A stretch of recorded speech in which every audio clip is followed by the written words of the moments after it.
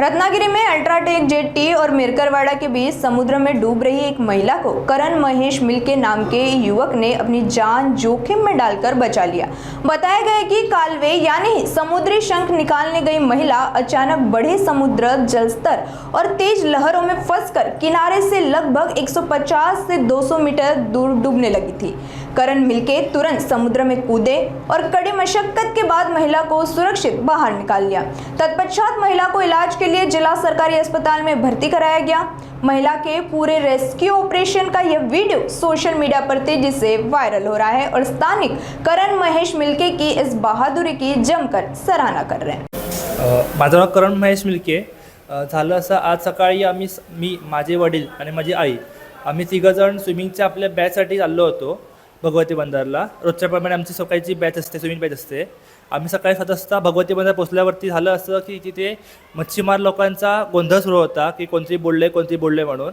आणि हे ऐकताच आम्ही आमची तिघंही म्हणजे मी, वडील आणि आई आणि सोबत आमचा स्विमिंगचा पूर्ण ग्रुप आम्ही लगेच घटनास्थळी धावत गेलो की काय झालं बघायला।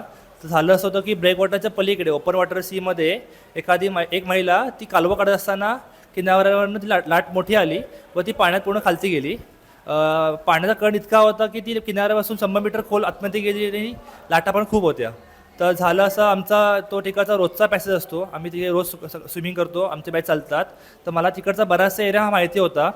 तर बाबा म्हटले की तू तात्काळ लगेच पाण्याखाली जम्प कर आणि रेस्क्यू कर।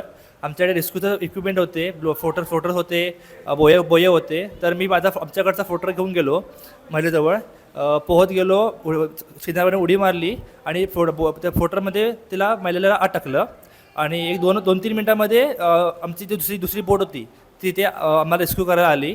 रेस्क्यू केल्यानंतर आम्ही तिला किनाऱ्यावरती घेतलं आणि फर्स्ट एड दिलं, म्हणजे पोटात तिने पाणी खूप पिलं होतं।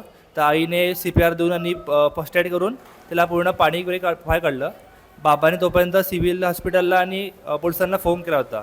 मग लगेच ॲम्ब्युलन्स वगैरे आली आणि बाकी आम्ही रेस्क्यू पूर्ण केलं आमचं।